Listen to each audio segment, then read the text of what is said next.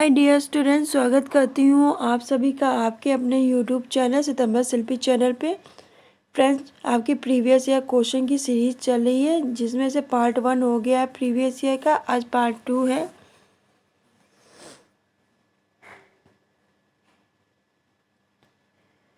भोजन के गैर पोषक घटक हैं रेसे, रफेज, जल, वर्यौगिक, उपयुक्त सभी। ये पीजीटी 2018 में पूछा गया था। तो भोजन के गैर पोषकी घटक में आपके उपयुक्त सभी यानी रेसे, रफेज, जल, वर्यौगिक ये सभी हैं।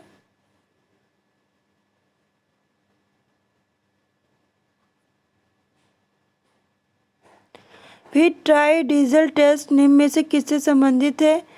भोजन का ज्ञानेंद्रिय मूल्यांकन, भोजन के प्रोटीन का अनुमान, भोजन में वसा का मूल्यांकन। उपयुक्त में से कोई नहीं। तो आपका ट्राई डीजल टेस्ट भोजन के ज्ञानेंद्रिय मूल्यांकन से संबंधित है। यह जीआईसी 2017 में पूछा गया था। भोजन का ज्ञानेंद्रिय मूल्यांकन।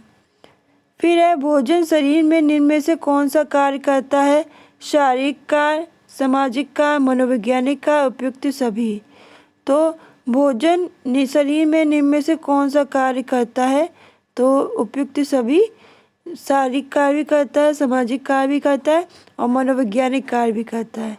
वह जो व्यक्ति खाता है, वह जो व्यक्ति द्वारा पचाया जा सके, वह जो जीवित रखता है, वृद्धि करता है, भोजन कहलाता है।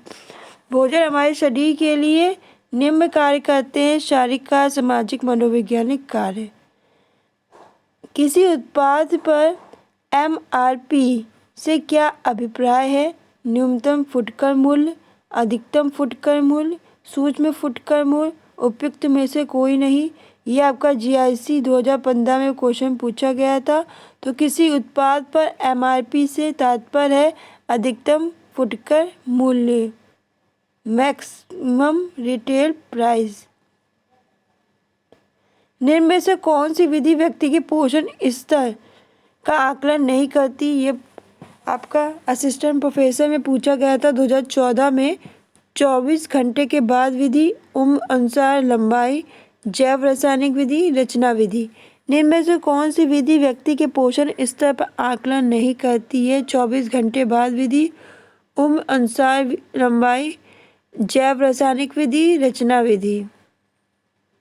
तो देखिए, आयोग ने इस प्रश्न का उत्तर सभी को सही माना है। पोषण स्तर आकलन की विधियां जो है वो आपकी शरीर माप द्वारा, आहारी सर्वेक्षण, जीव रसायन व अन्य प्रयोगशाला निरीक्षण विधि आदि है।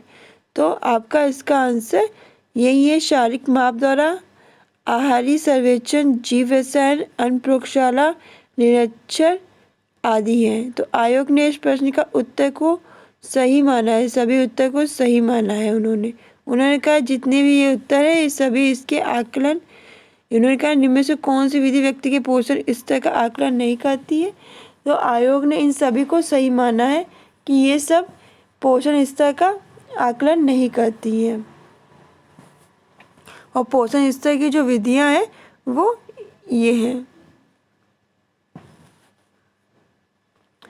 फिर 5 खाद्य समूह पद्धति है: प्रोटीन, ऊर्जा, वसा, विटामिन, खनिज, खाद्यान्न, अनाज उत्पाद, दालें, फलियां, दूध, दूध उत्पाद, फल, सब्जियां, वसा, चीनी। प्रोटीन, रेशा, ऊर्जा, विटामिन, खनिज, खाद्यान्न, दालें, सब्जी, फल और दूध। ये असिस्टेंट प्रोफेसर 2014 के क्वेश्चन आंसर है। तो 5 खाद्य समूह पद्धति में खाद्यान्न, अनाज उत्पाद, दालें, फलियां, दूध, दूध उत्पाद, फल, सब्जियां, वसा और चीनी है। तो हम जीने के लिए खाते हैं, ना कि खाने के लिए जीते हैं। इसका तात्पर्य है कि हमें जीवित रहने के लिए भोजन की आवश्यकता होती है। भोजन मनुष्य की जल और वायु के बाद एक अति आवश्यक चीज है। अघुलनशील संश्लिष्ट आहार का घुलनशील और सरल आहार में रूपांतरण कहलाता है क्या? आत्मसात्करण, आधारी चयापचय, पाचन, आहार की। यह आपकी पीजीटी 2009 में क्वेश्चन पूछा गया था। तो देखिए अघुलनशील और संश्लिष्ट आहार का घुलनशील और सरल आहार में रूपांतरण आधारित चयापचय कहलाता है। अघुलनशील और संश्लिष्ट जो आहार है उसका घुलनशील सरल आहार में रूपांतरण आधारित चयापचय कहलाता है।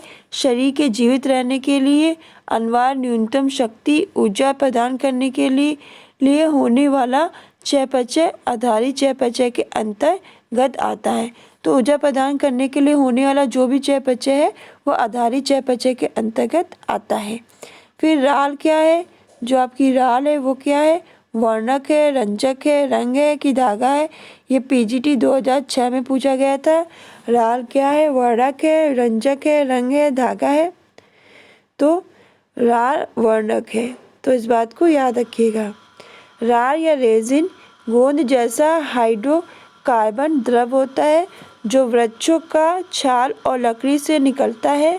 अन्य पेड़ों की तुलना में चीड़ जैसे कोरधारी पेड़ों से रेजिन अधिक मात्रा में निकलता है। राल एक वर्णक है। रेजिन का प्रयोग गोंद लकड़ी की वार्निश सुगंध अगरबत्ती बनाने में किया जाता है।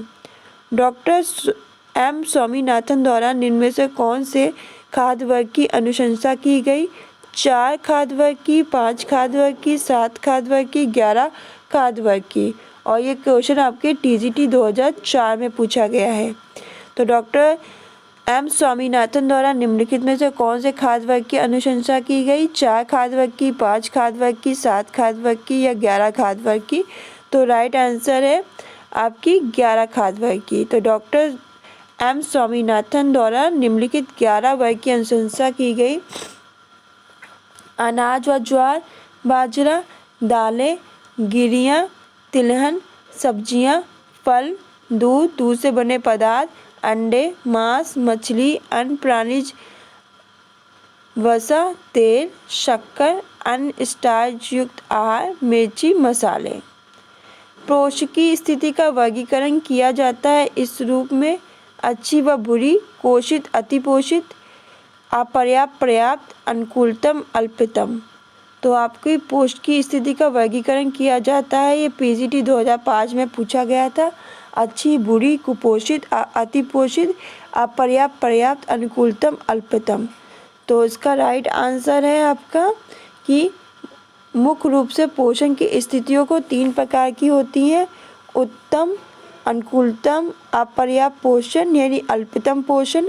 अपनी विशेष अवस्था के पोषक तत्व उचित अनुपात में व्यक्ति को प्राप्त होते हैं तो पोषण की वैसी स्थिति उत्तम पोषण कहलाती है। किवरण से क्या बढ़ता है? पाचनशीलता, कैल्शियम, विटामिन ए, कुल प्रोटीन। ये टीजीटी 2011 में क्वेश्चन पूछा गया था। तो किवरण एक जैव रासायनिक क्रिया है जिसमें जटिल कार्बनिक यौगिकों का सूक्ष्म सजीवों द्वारा ऑक्सीजन की अनुपस्थिति में सरल कार्बनिक यौगिकों में विघटन हो जाता है। किवरण से पाचनशीलता बढ़ती है। खमीरीकरण द्वारा उत्पन्न कार्बन डाइऑक्साइड गैस उत्पादक का कार्य करती है। खमीर मिलकर अधिकतर डबल रोटी, नान रोटी, विशेष पिज्जा बेस बनाए जाते हैं। दी गई खाद्य पदार्थों की सूची पहली और सूची सेकंड में दिए गए समृद्ध पोषक तत्वों के साथ सुमेलित करना है। तो ये खाद्य पदार्थ है: पपीता, संतरा, खजूर, रागी। पोषक तत्व: लौह, calcium, vitamin C, vitamin A. तो देख लीजिए, ये आपके नेट के एग्ज़ाम में क्वेश्चन पूछा गया था। तो विटामिन में पोषक तत्व विटामिन ए, पपीते में पोषक तत्व पाया जाता है विटामिन ए, संतरे में पोषक तत्व पाया जाता है विटामिन सी, खजूर में पोषक तत्व पाया जाता है लौह, रागी में पोषक तत्व पाया जाता है कैल्शियम।